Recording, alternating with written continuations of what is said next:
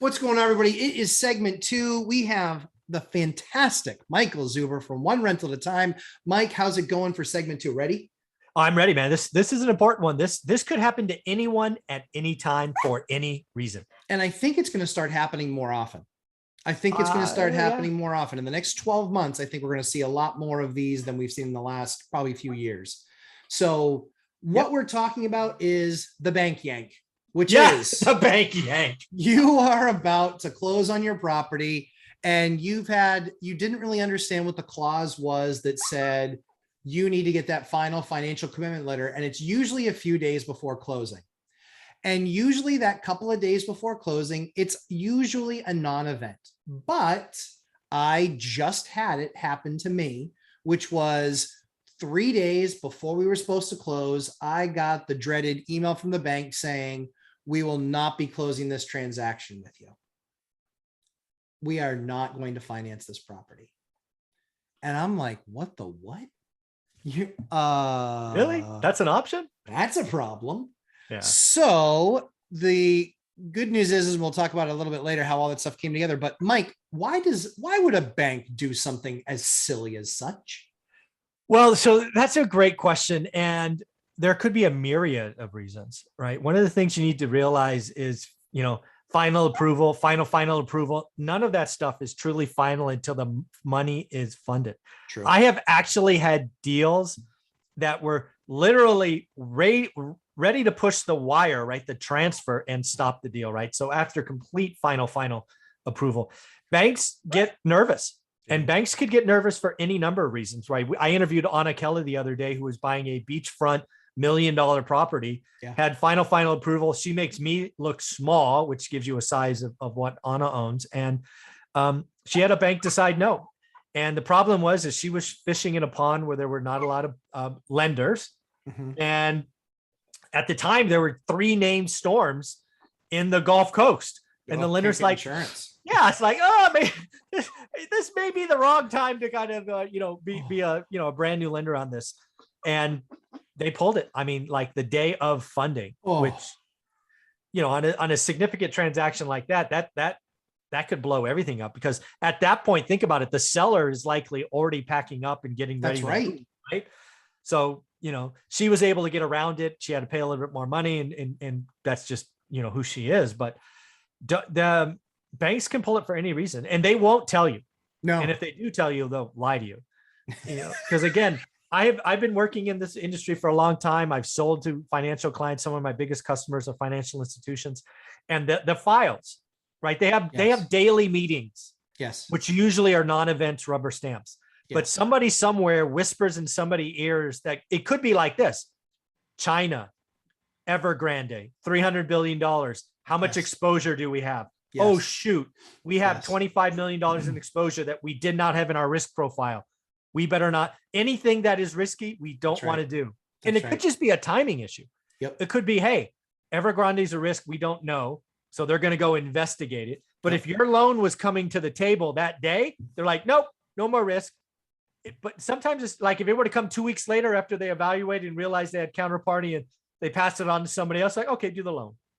But you got to remember, right? Banks are really what they are is risk arbitrage. That's really what they're doing. Right? They're borrowing. They're paying you nothing, and they're trying to get 10 to 1 on your money. But when they see abnormal risk, they hit pause on everything. So 100%. And I think what was interesting about this property is I had gotten that letter. So obviously I pick up the phone and I say, okay, why? Because I got the email and I was like, yeah, I'm not just going to email you back. You better get on the phone with me. Yeah, exactly. Right. We're going to have a conversation. Exactly. We're going to have what I like to call a talkie talk. A talkie talk. So we had the talkie talk and I just said, what is going on? And they said, well, the appraiser, swear to God, these guys we're going to have problems. So the appraiser said it is a C5 property. A C5 property is a condition that he then says it needs between $25,000 and $100,000 worth of work. Wow. So to know how full of crap you are, anybody can walk a property and you can never say it needs 25 to 100K worth of work, because if you are that bad at what you're doing, you will go out of business. Because 100K versus 25K is a 400% increase in spend over what it is, and can obviously make the project a complete and total loser. The other crazy thing too is that people were living in this home. It was not that bad. They were living actively in this home. The problem that they had is that they had had a roof leak. They had fixed the roof. They had proof of fixing the roof. They had not fixed the interior plaster and the water stains. So he starts going off on a tangent because he's an appraiser, not an inspector. Appraiser. Yeah, I've had that happen. Yeah. And he starts going mental about how there's this and it's structurally not sound. And it's like, I swear to God, if one more appraiser says something is structurally not sound, it's like, it's literally like me giving my opinion on, you know, the Mahjong match happening in South Korea right now. I have no clue. I don't know what I'm talking about. I would never foster an opinion because I don't know. But appraisers love to give their opinion when they know nothing. Yeah. And just on that standpoint, I had a property one time where an appraiser wrote mold, which is like a dirty, it is a 4-letter word. It is. Absolutely.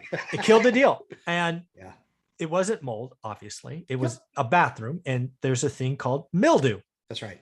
When it's hot and you don't open the window or use the vent, you can get mildew. And it wasn't even a lot of mildew. It was like it was a little 6-inch squares or 4-inch squares. It's like a 4x6 area. Yeah. It took like 7 seconds to wash off.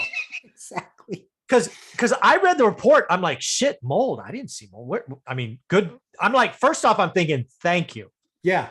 I'm going to, I might back out of the deal. Mm-hmm. Worst case, I'm going to get a credit because, at this point, mold, like everything is black mold, right? I'm like, oh my God, the world's ended. So of course I go there all hazmated up, right? I'm like, show me the mold. I want to learn something, right? And for me, this is a freaking 2.5-hour drive, right? Yeah, I'm driving on the weekend to learn. And so the guy's nice enough to meet me there. And this is before smartphones where you could have taken a picture or a video, right? Sure. So I drive there the next day, and he points at it, and I'm like, I'm missing. I'm looking in the wrong area. Where is it? And he goes, right there.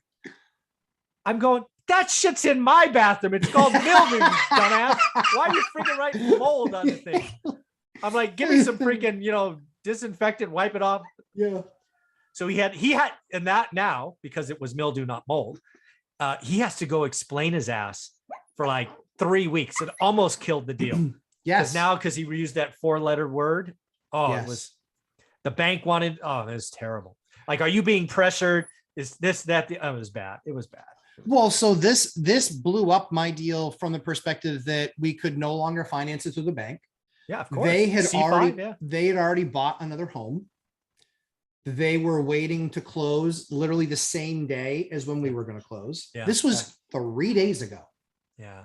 Sorry. And so what did we have to do? Our only option was, they said, well, we'll have to delay it 30 days, which I couldn't do that to these poor people. It wasn't their fault that this appraiser was an idiot. Yeah. And so thankfully, with having done all these refis, I just had to write a check. So I wrote a check, but what we were able to do is go back to the seller and just say, hey, at the end of the day, it's a C5 property. Clearly it needs more work than what we expected. And we were able to get a 5-6% credit. So, and you cut a check, everybody wins.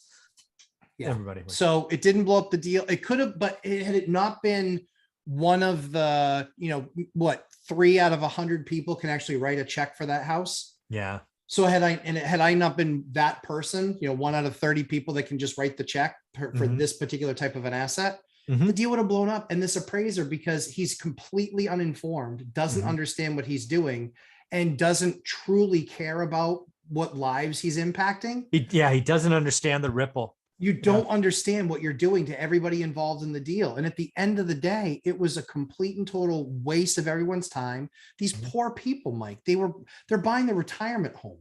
Yeah. And like all the stress that this guy caused. So if you're an appraiser, do your job, but don't do anyone else's. You're not a structural engineer. You're not anything. You're not a mold person. Yeah. Like ask for follow-up or ask better questions so you understand that it's no longer an issue and that it's been accounted for in the price. That's why I wasn't buying the price of the property at market. Yeah. Or just start saying, get second opinion or get licensed professional. Something. Something. Yeah. Don't take it upon I yourself. still remember that. I remember the phone call. I remember reading the report, calling him, going, "Oh my God, I can't buy this product." I remember the feeling. And then when I got there, I'm like, I have this in my house. Yeah. My daughter's bathroom has this because she doesn't use the freaking vent. This is not mold. Yes, exactly. You're like, hey, Olivia, can you go in her bathroom and just take a picture of the ceiling so I can show this appraiser what mildew looks like? Yeah, exactly. Yeah, like, brutal. Damn. Mike, how can everybody find you, my friend? One rental at a time, book, YouTube channel, Instagram, and website. So as I always say, we spend a ton of time putting this content together and opening up and sharing our complete transparent lives to you. Yeah. This is exactly what happened to me. We literally just closed this morning, but this was the bullshit I was dealing with all week long, trying to get this thing done because somebody decided to get Happy Pen and start writing opinions based on no facts, figures, or actually understanding what was going on. Yeah. So as I always ask, please make sure you subscribe, give us a thumbs up, make sure you do the same for Mike, one rental at a time. And we will catch you in segment 3 where the real fun begins. Thanks, Mike.